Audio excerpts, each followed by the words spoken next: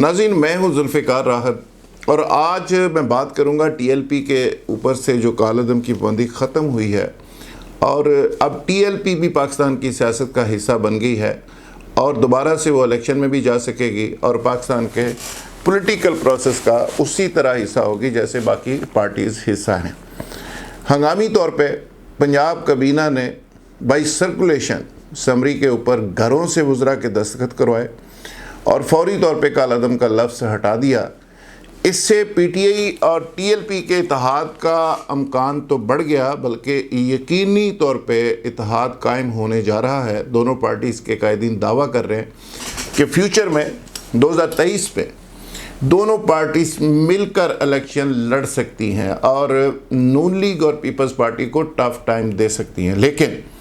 इसके साथ साथ एक और बड़ा समझ लें कि पूरे मुल्क में तमाशा लगने वाला है, एक बड़ा क्राइसिस दोबारा से रूनुमा होने वाला है। वो यूं है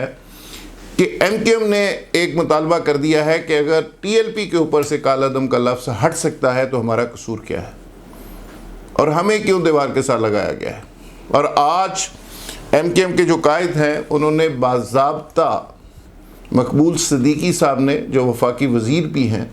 उन्होंने बाकायदा तौर पे मुतालबा कर दिया है। और साथ ही साथ जमाते अहले सुन्नत के अल्लामा फ़ारूकी साहब ने कहा है कि जमाते अहले सुन्नत इस पे भरपूर रजिस्ट करेगी और भरपूर एहतजाज करेगी।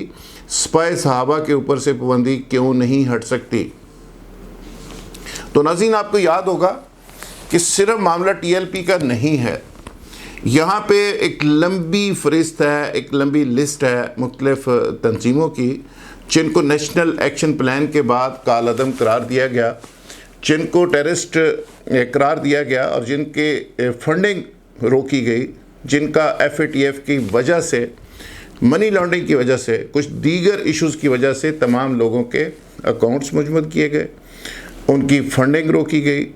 उनका स्टेट ने तमाम एसेट्स को मुजमद किया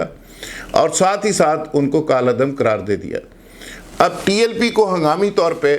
हुकूमत ने कॉम्प्रोमाइज़ करके बल्कि यू टर्न लेते हुए उसको तो कालअदम की लिस्ट से निकाल कर फौरी तौर पे पॉलिटिकल प्रोसेस का हिस्सा बना दिया। लेकिन अब MKM भी मैदान में है, अब जमात अहले सुन्नत भी मैदान में है और उसके बाद मेरा ख्याल है हाफिज़ सईद साहब भी ये मुतालबा करेंगे कि जी मेरी जमात के ऊपर पाबंदी क्यों लगाई गई। ये सारी वो पार्टीज़ हैं जो एक बड़ी स्ट्रीट पावर रखती हैं और लाखों की तादाद में लोगों को सड़कों पर लाने की पोजीशन में है। तो हमारी स्टेट का ये बहुत पहले से अलमिया रहा है कि पहले हम इस तरह के ग्रुप बनाते हैं, फिर जब वो ग्रुप ताकत हासिल करते हैं फिर स्टेट को आंखें दिखाते हैं और फिर स्टेट उनके सामने लेट जाती है, फिर हम कॉम्प्रोमाइज़ करते हैं, फिर हम यू टर्न लेते हैं, फिर माफिया मांगते हैं, फिर उनको रायतें देते हैं, फिर स्टेट अपनी स्पेस एक सरेंडर करके उनको वो मैक्सिमम स्पेस देती चली जाती है और स्टेट पीछे हटती चली जाती है। और ये तमाशा 74 साल से जारी है और आज भी ये तमाशा ख़त्म नहीं हो रहा बल्कि ये आगे से आगे बढ़ता चला जा रहा है। इसकी मुख्तलिफ शक्लें सामने आ रही हैं लेकिन ये तमाशा ख़त्म नहीं हो रहा। ये एक दायरे का सफ़र है, हमें समझ नहीं आ रही कि ये कब ख़त्म होगा। कभी TLP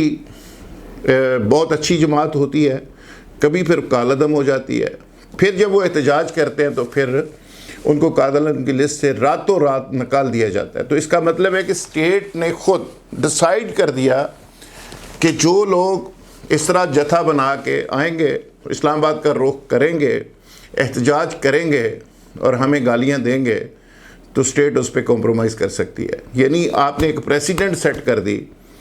कि पहले आपने रातों रात लेटर जारी किया कि ये कालअदम है, ये इंडिया से इनको फंडिंग आ रही है, इनको पता नहीं कहाँ से फंडिंग आ रही है, ये दहशतगर्द हैं, ये मुल्क दुश्मन है।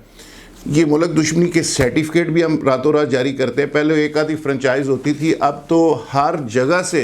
ये सर्टिफिकेट जारी हो रहे हैं। और एक वक्त था कि पूरे मुल्क के अंदर ढूंढने से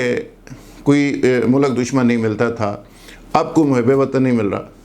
अब हर दूसरा बंदा मुल्क दुश्मन हो गया और उसको सर्टिफिकेट जारी किए जा रहे हैं और जगह जगह से ऐसी फ्रेंचाइज जगह जगह खुल गई हैं जो ये सर्टिफिकेट जारी कर रही हैं। اب سوچنا یہ ہے کہ آپ ایک تنظیم کو کہتے ہیں کہ یہ ملک دشمن ہے، یہ غیر محب وطن ہے، اس کو فنڈ باہر سے آ رہے ہیں، اس کو ایزی پیسہ آ رہا ہے، اور پھر ساتھ ہی آپ اس کو کہتے ہیں یہ محب وطن ہو گئے ایک رات کے فوری بعد. تو اس کا مطلب یہ ہے کہ یا تو وہ محب وطن تھے اور آپ اس کو غلط پراپیگنڈا کر رہے تھے، آپ جھوٹ بول رہے تھے، اور اگر آپ سچ بول رہے تھے اور جینون وہ جماعت باہر کنیکٹڈ تھی اور باہر سے فنڈنگ آ رہی تھی اور وہ ملک دشمن تھے، تو پھر آج آپ نے یو ٹرن کیوں لیا؟ اسٹیٹ کمپرومائز کیوں کر رہی ہے؟ تو یہ کمپرومائزز کی ہماری ایک لمبی تاریخ ہے. اب ایک نیا پنڈورا باکس کھلے گا، ایک نیا تماشا اس ملک کے اندر لگے گا، کچھ نئی جماعتیں سامنے آئیں گی اور وہ اسی طرح چوک چوراہے سڑکیں جی ٹی روڈ بند کریں گی. جس طرح ٹی ایل پی نے اتنے دن جی ٹی روڈ کو بند رکھا، سڑکوں کے اوپر تماشا لگا رہا، رینجر والوں کو مارا گیا، پولیس والوں کو مارا گیا، سیولینز کی گاڑیاں توڑی گئیں، کوئی 30 ارب روپے کا روزانہ کا نقصان ہوتا رہا، چیزیں ٹرانسپورٹ نہیں ہو سکیں، لوگوں کے کنٹینر سامان سے بھرے ہوئے وہاں پہ کھڑے رہے، جو 20 کے لگ بھگ لوگ مارے گئے اس سارے معاملے میں. اس کی کوئی رسپانسبلٹی لینے کو تیار نہیں، نہ اسٹیٹ لینے کو تیار ہے، نہ ٹی ایل پی لینے کو تیار ہے.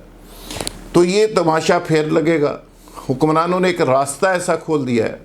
اور انہوں نے بتا دیا ہے کہ ہم کمزور لوگ ہیں، جو آئے گا ڈنڈا لے کے، جو اسلام آباد کا رخ کرے گا، تو ہم راستے میں جہلم کے پل کے اوپر اس کے گلے میں ہاتھ ڈالیں گے اور اس کو کالعدم سے نکالیں گے اور اسے سلیوٹ کریں گے اور اسے کہیں گے کہ جائیں. اور آپ حیران ہوں گے کہ وہ سعد رضوی جس کو جیل میں ڈالا ہوا تھا، سعد رضوی صاحب کے بارے میں یہ میٹنگز ہوتی رہیں کہ اس کو ہیلی کاپٹر پہ لے کے جانا ہے یا کس طرح لے کے جانا ہے، اور جا کے ان کو کراؤڈ کے اندر کیسے لے کے جانا ہے، اور پھر یہ لسٹ بنتی رہی کہ ہیلی کاپٹر میں ان کے لیے کیا کیا رکھنا چاہیے. یہ ایک تماشا بن گیا اس ملک کے اندر، اور خدا جانے یہ تماشا بند کیسے ہوگا، ختم کہاں پہ ہوگا. کچھ گروپس ہماری پولیٹیکل اسٹیبلشمنٹ کی لڑائی کے نتیجے میں بن گئے، کچھ ہم نے شوقیہ طور پہ بنا دیے. اب یہ اتنی انکروچمنٹ ہو گئی ہے اس ملک کے اندر کہ یہ انکروچمنٹس اب جب تک ختم نہیں ہوتی، اور اسٹیٹ نے جو سپیس سرنڈر کر دی ہے ایسے گروپس کے سامنے، ایسے مختلف مافیاز کے سامنے، تب تک اسٹیٹ گورن نہیں کر سکتی. اب اسٹیٹ ایک طرح سے سمجھ لیں کہ اس کی گورننس ڈسٹرب ہو گئی ہے. اسٹیٹ کو جس طرح فنکشن کرنا چاہیے اس طرح اسٹیٹ فنکشن نہیں کر پا رہے. تو یہ سلسلہ اگر آگے چل کے بھی اسی طرح جاری رہا اور اسٹیٹ اسی طرح کمپرومائز کرتی رہی، تو پھر یقین جانیے کہ اگلے 74 سال بلکہ اگلے 150 سال کے بعد بھی ہم اسی طرح شام غریباں پڑھ رہے ہوں گے، اور کچھ اور تنظیمیں اس وقت تک کالعدم ہو چکی ہوں گی، اور وہ پھر اپنی سروائیول اور اپنی سیاست اور اپنی بے گناہی کے لیے کوئی اور جی ٹی روڈ بند کر کے کھڑی ہوں گی، اور ہمارے حکمران اسی طرح پہلے ان کو جیلوں میں ڈالیں گے، پھر ان سے معافیاں مانگیں گے. یہ ایک ایسا تماشا بن گیا ہے کہ بلوچستان کے اندر دیکھ لیں، وہاں پہ پیکج دیا جا رہا ہے، پیسوں پہ پیسے دیے جا رہے ہیں کہ جی پہاڑوں کے اوپر جو ناراض بھائی چلے گئے جی ان کو واپس لانے کے لیے اربوں روپے لٹا دیے گئے. سوال یہ پہاڑوں کے اوپر بھیجا کیوں تھا؟ تو یہ ایک مجموعی طور پہ پورے ملک کے اندر ایک پالیسی بنانے کی ضرورت ہے، ایک ٹروتھ کمیشن بنانے کی ضرورت ہے جو یہ ڈیسائیڈ کرے کہ یہ ساری چیزیں، یہ ساری انکروچمنٹس، یہ اسٹیٹ کے کمپرومائزز یہ کب ختم ہوں اور یہ ملک کب پروگریس کرے، کب آگے بڑھے. ورنہ